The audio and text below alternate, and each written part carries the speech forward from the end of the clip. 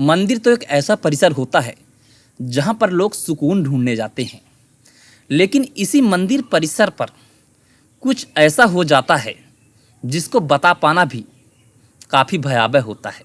किसी महिला को लगातार 24 घंटे तक रखा जाए और उसके साथ गैंग रेप किया जाए तो यह कितना भयावह हो। दरअसल यह क्राइम केस पति पत्नी के झगड़े को लेकर होता है। पति पत्नियों के झगड़े आम बात हैं, अगर झगड़े ना हो तो पति पत्नी का रिश्ता कैसा, और इसी बात पर रिश्ता कायम भी रहता है। पर कभी कभी झगड़ा ऐसा विकराल रूप भी ले लेता है कि जिसे संभाल पाना काफ़ी मुश्किल हो जाता है। आज का क्राइम केस भी इसी पर बेस्ड है। बेलापुर में रहने वाली 30 वर्षीय विक्टिम महिला, जिसको हम प्राइवेसी के तौर पर नाम सुमन देते हैं, सुमन का झगड़ा अपने ससुराल में लगातार हो रहा था। यह एक बार की आम बात नहीं थी। कई दफ़ा सुमन के ससुराल वालों ने सुमन को प्रताड़ित किया था, जिससे वह गुस्से में आकर 4-5 बार ससुराल से मायके जा चुकी थी। और सबसे बड़ा कारण था दहेज प्रथा का। उसके ससुराल वाले यह कहकर टॉर्चर करते थे कि तुमने अपने मायके से कोई भी दहेज नहीं लाया है। इधर सुमन इस झगड़े से 4-5 बार अपने मायके जा चुकी थी, लेकिन इस बार उसने डिसाइड किया कि इस बार कुछ भी हो जाए मुझे मायके नहीं जाना है।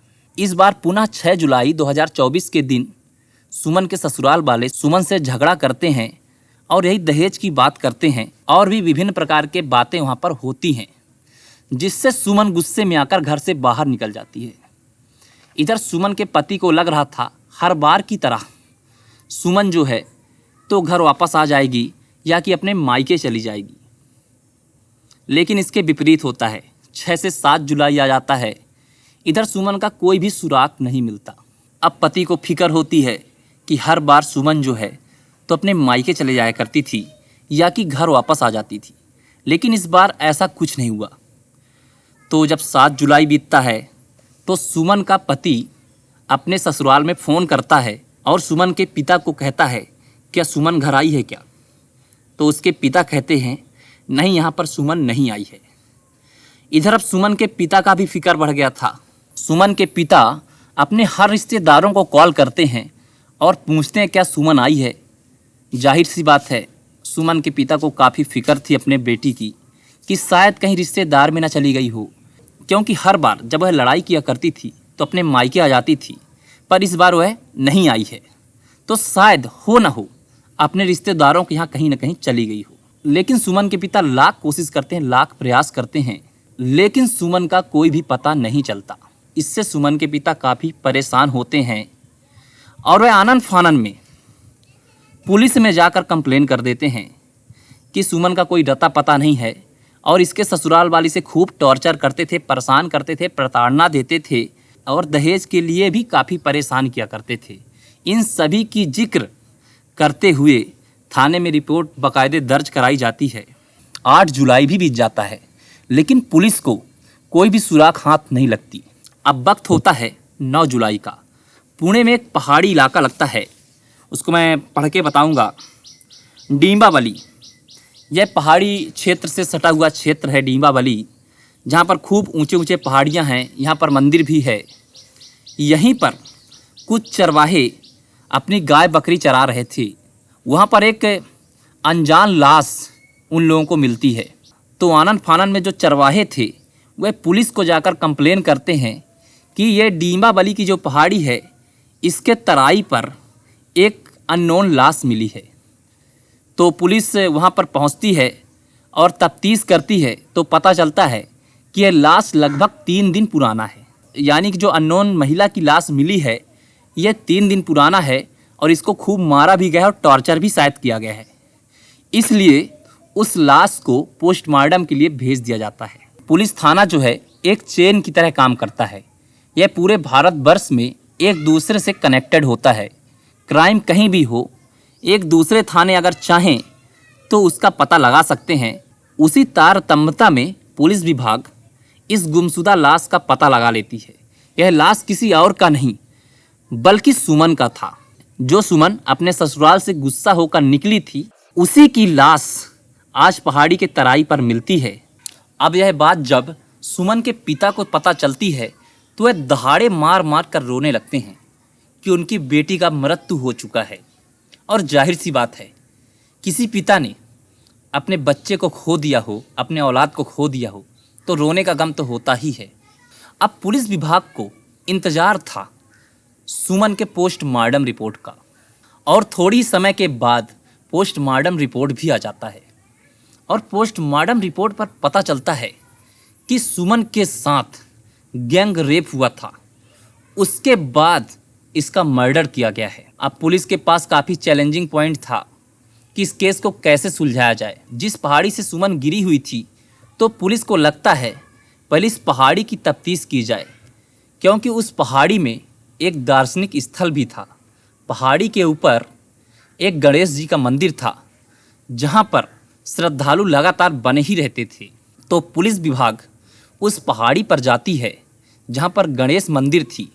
तो उन्हें पहले से ही पता था कि पहाड़ी में जो मंदिर है वहाँ पर एक सीसीटीवी कैमरा लगा हुआ है। तो उन्हें लगा शायद वहाँ से कुछ सुराग मिल जाए, सीसीटीवी उनके काम आ जाए। पर जब पुलिस विभाग उस गणेश मंदिर पर जाती है, तो वह सीसीटीवी का वायर किसी ने सातिराना अंदाज से काट दिया था। यानी कि जितने भी क्राइम केस हुए थे, वह सभी क्राइम केस कैमरे में दर्ज बिल्कुल भी नहीं हुए थे। तो पुलिस का शक गहरा जाता है। और मंदिर परिसर में ऐसा काम कौन कर सकता है? मंदिर परिसर में वही ऐसा काम कर सकता था जिसके अथॉरिटी में मंदिर हो। और मंदिर का जो अथॉरिटी था, वह पूरा अथॉरिटी पुजारियों के पास था। तो पुलिस उस मंदिर में रह रहे 3 पुजारियों को अपने कब्जे में लेती है और अच्छे से टॉर्चर करके उनसे जब पूछा जाता है, उगलवाया जाता है, तो पुजारी सब कुछ उगल देते हैं। पुजारी यहाँ पर अपना स्टेटमेंट देते हैं कि जब सुमन यहाँ पर आई थी, तो उसने बताया था कि मैंने अपने परिवार से झगड़ा किया हुआ, अपने ससुराल से झगड़ा किया हुआ है, उसके बाद मैं यहाँ पर आई हूँ। मुझे कुछ समय के लिए सुकून और शांति चाहिए, एक रात मैं यहीं पर बिताना चाहती हूँ। तो पुजारियों ने कहा ठीक है, तुम यहाँ पर ठहर जाओ, यह आप जैसे परेशान लोगों के लिए ही स्थल बनाया गया है। सुमन अपने आप को सुरक्षित महसूस करते हुए वहाँ पर ठहर जाती है। लेकिन कहते हैं ना, जो भेड़िए होते हैं वो भेड़िए ही होते हैं, जो दरिंदे होते हैं दरिंदे ही होते हैं, अपना रंग दिखा ही देते हैं। तो यहाँ पर पुजारियों का धीरे धीरे मन बदलने लगता है। और जब शाम का वक्त आता है, तो तीनों पुजारी यहाँ पर डिसाइड करते हैं कि इस महिला को भांग देना है, उसके बाद हम खुद ही भांग खाएंगे और इसके साथ अपने वासना के हवस को पूरा कर लेंगे। उसके बाद उनके प्लानिंग के अनुसार ही होता है। वह खुद ही भांग खाते हैं और चाय में मिलाकर सुमन को भी भांग दे देते हैं। भांग की मात्रा ज़्यादा थी, जिससे सुमन वहीं पर बेहोश हो जाती है। और तीनों दरिंदे जो पुजारी थे, ये लगातार 24 घंटे तक इसके साथ बर्बरता, दुष्कर्म, दरिद्रता करते हैं। उसके बाद जब सुमन को होश आता है, तो उसे कुछ भी पता नहीं रहता कि यहाँ पर क्या हुआ है। लेकिन कहते हैं ना, शरीर को कहीं ना कहीं एहसास हो जाता है कि कुछ तो हुआ है। इसी तरीके से सुमन को भी कुछ एहसास हो गया था कि इस मंदिर परिसर में कुछ तो हुआ है, कुछ तो घटा है। और वह ज़ोर ज़ोर से चीखें मारने लगती है, दहाड़े मारने लगती है कि मेरे साथ दुष्कर्म हुआ है। इस चीज़ से पुजारी काफ़ी डर जाते हैं। उन्हें लगता है कि अगर इसने मुंह खोल दिया तो हम कहीं के मुंह दिखाने के लायक नहीं रहेंगे, और साथ ही हमें जेल में रहना होगा, हवालात में रहना होगा। इसी डर के कारण पुजारियों ने उस महिला यानी सुमन की पत्थर मार मार कर हत्या कर देते हैं और उस पहाड़ी से फेंक देते हैं, ताकि पूरा सबूत ही गायब हो जाए।